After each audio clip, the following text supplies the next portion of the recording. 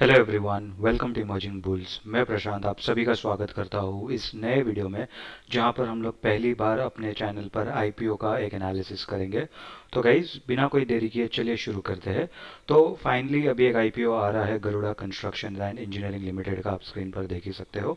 तो हम लोग इस वीडियो में जानेंगे कि क्या ये आईपीओ में हम लोग को अप्लाई करना है या नहीं करना है। ठीक है, वो तो आप कमेंट करके ज़रूर बता देना कि आप करोगे या नहीं करोगे। मैं बस एक एनालिसिस करने वाला हूँ। कुछ इसके अंदर हम लोग फाइनेंशियल रेशियोज देखेंगे, आईपीओ की डिटेल्स देखेंगे, आईपीओ में कितने पैसे मांग रहा है ये कंपनी, साथ ही साथ ये पैसे क्यों चाहिए, वो सब हम लोग जानेंगे। और अगर इस वीडियो में, जैसे कि मैंने अभी तक अपने चैनल पे कोई भी जो फाइनेंशियल एनालिसिस, जो फंडामेंटल एनालिसिस होता है, उसका कोई भी वीडियोस मैंने नहीं डाला है। तो जिस किसी को जो फाइनेंशियल टर्म्स है, अगर वो समझ आते हैं तो ठीक है। अगर जिस किसी को वो समझ नहीं आते हैं तो कमेंट करके ज़रूर बताना कि अगर आपको उसके ऊपर एक डेडिकेटेड वीडियो चाहिए, तो मैं ज़रूर काफ़ी जल्दी उस टॉपिक के ऊपर भी वीडियो लेके आऊँगा। ठीक है, तो अभी चलिए एनालिसिस तरफ बढ़ते हैं। अभी अगर मैं देखूँ तो गरुड़ा कंस्ट्रक्शन एंड इंजीनियरिंग का आईपीओ आ रहा है। ये जो ऊपर के डिटेल्स, इसको हम लोग छोड़ देते हैं। अब पहले हम लोग आईपीओ की डेट्स देख लेते हैं। अभी ये आईपीओ आएगा 8 अक्टूबर को। 8 अक्टूबर को आईपीओ ओपन डेट है, 10 अक्टूबर को क्लोज डेट है।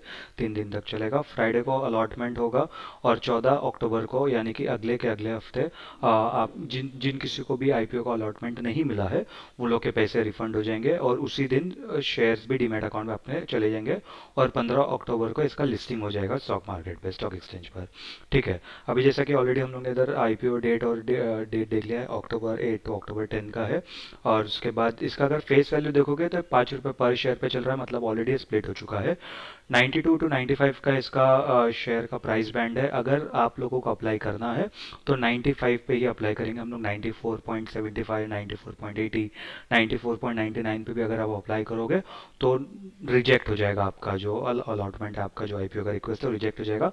तो अगर आपको अप्लाई करना है तो 95 के प्राइस पर अप्लाई करना है, या तो फिर जो आपके अगर आपके ब्रोकर के पास कट ऑफ प्राइस वाला चेक बॉक्स रहेगा तो उसके ऊपर आप चेक कर सकते हो। तभी जाके आपको ये आईपीओ का मिलने की पॉसिबिलिटी ज़्यादा बढ़ जाएगी। ठीक है, तो इस बात का ज़रूर ध्यान देना। जो लॉट साइज़ है वो है 157 शेयर्स का एक लॉट साइज़ बन के आ रहा है। अभी जो टोटल इशू यानी कि कितना पैसा आईपीओ में कंपनी मांग रही है, वो है 264 करोड़। अभी इसके अंदर होता है फ्रेश इशू और ऑफर फॉर सेल। अभी ऑफर फॉर सेल में 90 करोड़ मांग रहे हैं और फ्रेश इशू में 173.85 करोड़। ठीक है, अभी फ्रेश इशू और ऑफर फॉर सेल में क्या हो जाता है ना, ऑफर फॉर सेल मतलब ये होता है कि जिस किसी भी इन्वेस्टर्स ने, अगर कंपनी का आईपीओ आने से पहले, जैसे अगर हम लोग शार्क टैंक में देखते हैं, तो उसके अंदर कैसा होता है कि आप पहले आपकी पहले कंपनी छोटी रहती है, फिर आप कुछ इन्वेस्टर्स के पास जाते हो, फिर आपकी कंपनी बड़ी होगी, फिर आप स्टॉक एक्सचेंज पे उसको लिस्ट करोगे। तो जैसे शार्क टैंक पे किसी आपने, मान लो आपने कंपनी बने, आप शार्क टैंक पे गए, आपको किसी भी एक इन्वेस्टर ने पैसे दिए, मान लो 100 करोड़ रुपए। फिर आपकी वो कंपनी बड़ी होके 10,000 करोड़ की हो गई। अभी आप उसको आईपीओ पे डाल रहे हो, तो जिसने जो 100 करोड़ पे जो वो शेयर आपको इन्वेस्ट करे थे और आपने जो उनको जो बदले में जो शेयर दिए थे, अभी उस बंदे को उसके शेयर्स बेचने हैं, यानी कि वो जो पुराने इन्वेस्टर्स है वो एग्जिट ले रहा है अपना, या प्रॉफिट बुकिंग कर रहा है। ठीक है, तो ये उसमें से जो 264 करोड़ है, उसमें से 90 करोड़ के ऑफर फॉर सेल है, यानी कि जो एग्जिस्टिंग इन्वेस्टर है वो लोग को अपने शेयर्स बेचे हैं। ठीक है, और जो फ्रेश इशू है, यानी कि पूरा का पूरा पैसा 173.85 करोड़, ये पूरा का पूरा पैसा ये कंपनी के खाते में जाएगा, यानी कि कंपनी को कुछ ग्रोथ या जो भी एक्सपेंशन के लिए जो भी पैसा चाहिएगा, वो कंपनी उसके ऊपर इन्वेस्ट कर सकती है। ठीक है, तो हम लोग डेफिनेटली देखेंगे कि पैसा क्यों चाहिए। तो ये तो बात हो गई इसकी। अगर आप लोग देखोगे तो 67-68% के आसपास का जो भी पैसा है वो कंपनी के पास जा रहा है। ठीक है, अभी अगर हम लोग देखेंगे कि कोटा क्या है, अभी क्यूआईबी कोटा होता है, रिटेल शेयर कोटा होता है, और एचएनआई कोटा होता है। ठीक है, एचएनआई यानी कि हाई नेटवर्थ इंडिविजुअल। अभी जो एचएनआई का कोटा है वो 15% है। रिटेल शेयर्स ऑफर्ड, यानी कि जो रिटेल इन्वेस्टर्स का जो कोटा है, यानी कि आपके जैसे मेरे जैसे जो इन्वेस्टर्स है, तो वो लोग का 35% है। और जो 50% है वो क्वालिफाइड इंस्टीट्यूशनल बायर्स का है, यानी कि जो म्यूचुअल फंड सब हो गए वो लोग के लिए ये 50% का कोटा मिलेगा। अभी एक लॉट में, जैसे कि मैंने कहा कि 157 शेयर है टोटल, आपको एक लॉट अगर आपको चाहिए आईपीओ का तो 14,915 रुपीज़ लगेगा। मैक्सिमम आप रिटेल कोटा में 13 लॉट डाल सकते हो, यानी कि 1,93,000 का। जैसे ही वो 2 लाख के ऊपर आपका सब्सक्रिप्शन अमाउंट चले जाएगा तो वो ऑटोमेटिक आपको एच एन आई कैटेगरी में ढकेल देगा।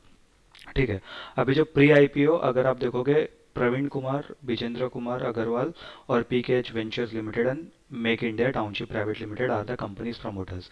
ये जो है कंपनी के प्रमोटर, अभी कंपनी प्रमोटर के पास ऑलरेडी 96.81 का जो होल्डिंग है शेयर का, वो 96.81% है। जैसे कि मैंने कहा कि इसके अंदर, अगर आपको मैंने कुछ देर पहले बताया था इधर ऑफर फॉर सेल, तो यानी कि जो पिछला जो इन्वेस्टर्स है वो लोग के पास ये बाकी के जो 3 3.5 3% और 3.19% जो शेयर्स है वो लोग के पास रहेंगे।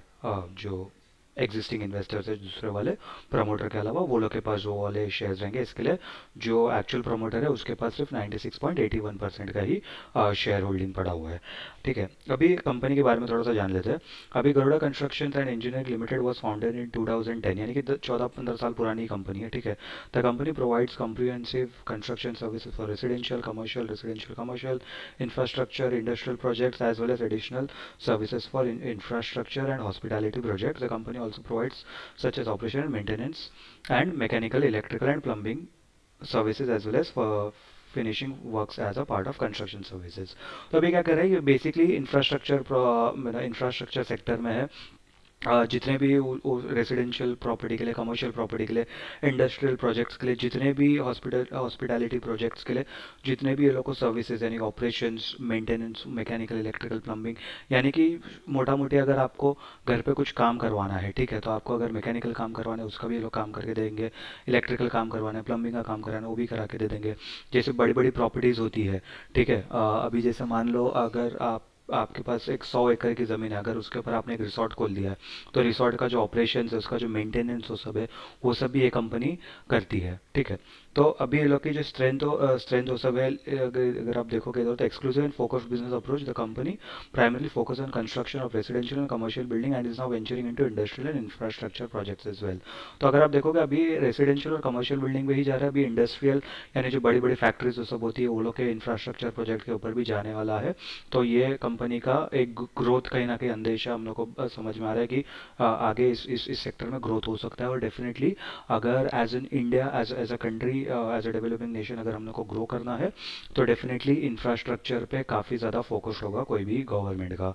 ठीक है, established and proven track record. The company has strong track record in various construction projects, including Golden Chariot Vasai Hotel and Spa and Golden Chariot Boutique Hotel in 2015. Since 2017, the company has undertaken residential projects in MMR. अगर जिस किसी को भी MMR नहीं पता, वो होता है मुंबई मेट्रोपॉलिटन रीजन, यानी कि जो मुंबई और मुंबई के आसपास का जो एरिया है, उस एरिया में ये लोग काम कर रहे हैं 2017 से।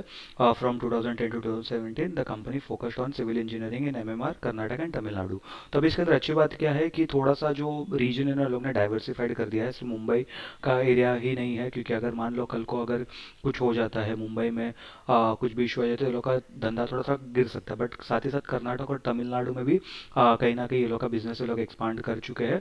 तो ये एक अच्छी बात हो जाती है कि जो लोकेशन के वाइज है या जोग्राफिकल डाइवर्सिफिकेशन उन्होंने कर चुका है।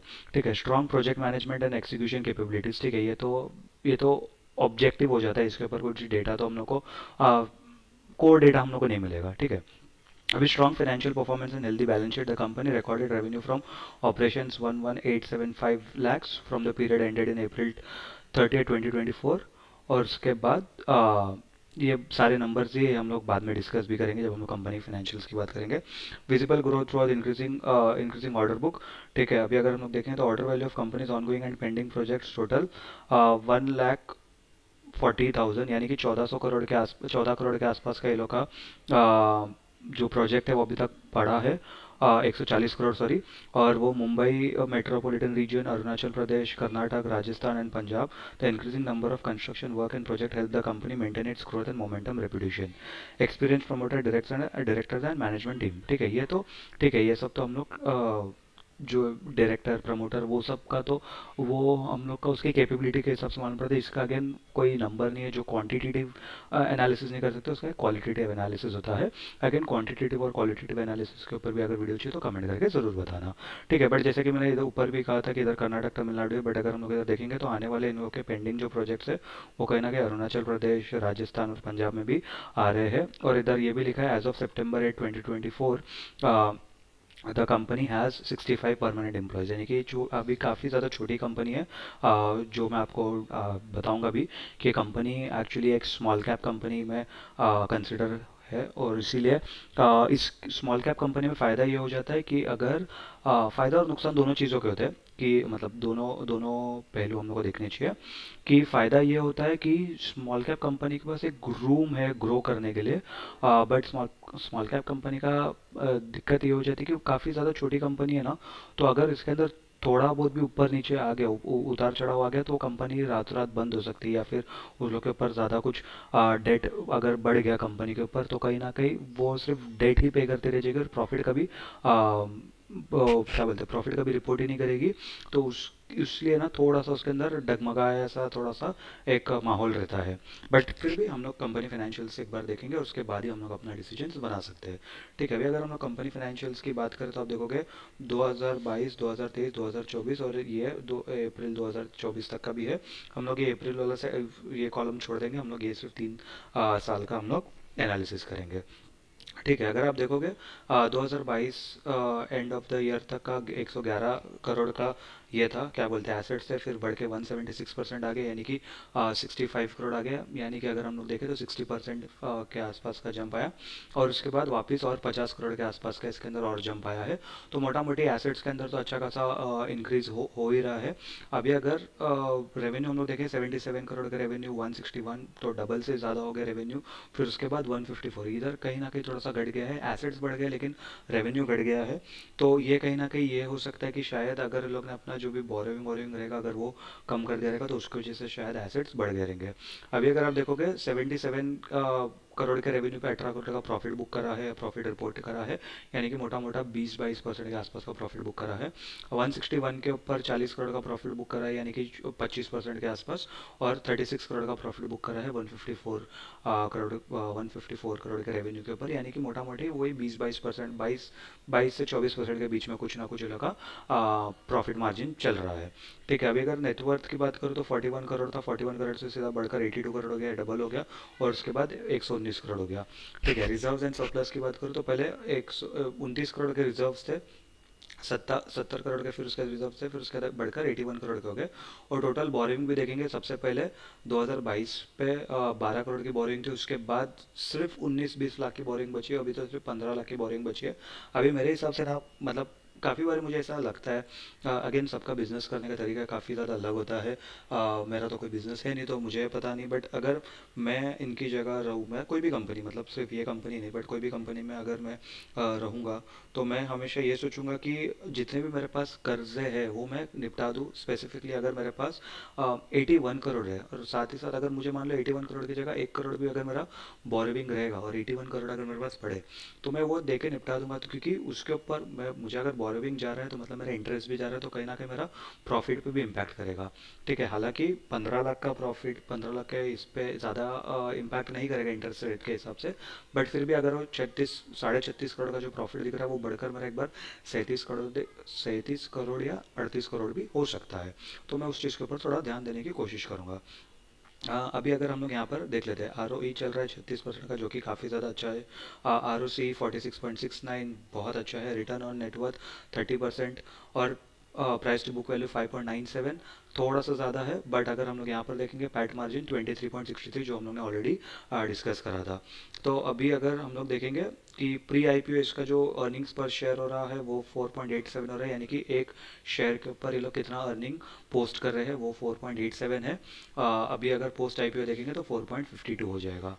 ठीक है, पी भी ज़्यादा, इतना ज़्यादा ऊपर नीचे नहीं है पी, हम लोग इसको एक कंसिडरल अमाउंट है, एक पी हम लोग अच्छा मान सकते हैं इसके ऊपर। ठीक है, अभी हम लोग को जो ऑब्जेक्टिव क्या है, इसका पैसा क्यों चाहिए लोग को। अगर आप देखोगे company proposes to utilize the funds being raised to the following objectives: working capital requirement और general corporate expenses and unidentified inorganic acquisition. अभी लोग शायद कहीं ना कहीं एक्विजिशन का भी सोच रहे हैं, बट जनरल कॉर्पोरेट एक्सपेंसेस यानी कि जो भी क्या कहते हैं, कुछ भी अगर डिफाइंड नहीं, जैसे हम लोग अगर मान लो अगर आपका घर का एक बजट है तो आपका रहेगा कि रेंट का आपको 10,000 देना है, 5,000 रुपये का आपका ग्रोसरीज में चले गया, 3,000 रुपये आपका इलेक्ट्रिसिटी में चला गया, बाकी 2,000 रुपये आपका मिसलेनियस हो गया। मिसलेनियस यानी कि रोज़मर्रा के खर्चे या इधर उधर किधर भी कुछ भी चला गया जिसका आपको इतना ज़्यादा आप उसको ट्रैक नहीं करते, उसको आप मिसलेनियस में डाल देते हो। तो जनरल कॉर्पोरेट एक्सपेंस भी कहीं ना कहीं उस हिसाब से हम लोग कंसिडर कर सकते हैं। वर्किंग कैपिटल रिक्वायरमेंट्स मतलब क्या होता है कि जब जो भी जैसे मान लो अभी लोग कंस्ट्रक्शन बिजनेस में है, ठीक है, तो अभी ये लोग ने कॉन्ट्रैक्ट ले लिया। मान लो किधर एक बिल्डिंग खड़ी करनी है, उसका ये लोग को 20 करोड़ रुपया मिल गया, ठीक है। अभी मुझे नहीं मालूम 20 करोड़ में बिल्डिंग का कितना काम होगा कितना काम नहीं होगा, बट एक अंदाज़ा ले लेता है 20 करोड़ का लोग को कॉन्ट्रैक्ट मिल गया। अभी जो कंपनी जो लोगों को कॉन्ट्रैक्ट दे रही है वो पूरा 20 करोड़ तो वो एक साथ देगी नहीं, वो मान लो उसमें से 10% पैसा दे दिया आप, या 20% पैसा दे दिया, लोग के पास 4 करोड़ आ गया। अभी 4 करोड़ में लोग ने जितना काम था वो काम शुरू कर दिया। अभी 4 करोड़ के बाद भी ये लोग को पैसा चाहिए। अभी ये लोग के एक ही प्रोजेक्ट तो नहीं, लोग एक गिन के 10-12 प्रोजेक्ट हो सकते हैं एट ए टाइम। तो उसके लिए भी ये लोग को काफ़ी ज़्यादा जो लेबर का कॉस्ट होता है डे टू डे रोज़ का जो देना रहता है वो हो सकता है। फिर काफ़ी बार ये लोग का जो कंस्ट्रक्शंस के जो व्हीकल होंगे वो सब आएंगे जाएंगे, तो वो लोग का कुछ एक्सपेंस हो सकता है, पेट्रोल का एक्सपेंस हो सकता है। तो बेसिकली जो रोज़मर्रा का जो काम चलाने के लिए जो पैसा चाहिए होता है उसको हम लोग बोलते हैं वर्किंग कैपिटल, ठीक है। तो ये बेसिकली वो लोग को कंपनी का अभी फ़िलहाल इधर एक्सपेंशन के बारे में कुछ लिखा नहीं है कहीं पर भी। तो ये थोड़े सा मुझे मतलब इतना ज़्यादा अच्छा नहीं लग रहा है टू बी ऑनेस्ट। बट जैसे कि स्मॉल कैप कंपनी है, जो मैंने जैसे आपको बताया था, अगर आप देखोगे इसका जो टोटल मार्केट कैपिटलाइजेशन है वो है 883 करोड़, यानी अभी तक 1,000 करोड़ की भी कंपनी बनी नहीं है ये। बट डेफिनेटली जैसे आईपीओ आएगा तो ये 1,000 करोड़ के ऊपर जा सकती है। अभी अगर हम लोग बात करें लिस्टिंग गेंस की, तो लिस्टिंग गेंस इसके अंदर कितने आ सकते हैं और ओवर सब्सक्रिप्शन आ सकते हैं कि नहीं। अभी जैसे स्मॉल कैप कंपनी है, फाइनेंशियल्स ठीक ठाक लग रहे हैं, ज़्यादा कुछ बुरे नहीं है, बट हम लोग को डेफिनेटली ये देखना होगा कि यहाँ पर जैसे कि मैंने बताया था, हाँ, रेवेन्यू जो है ये गिर गया है 2024 में।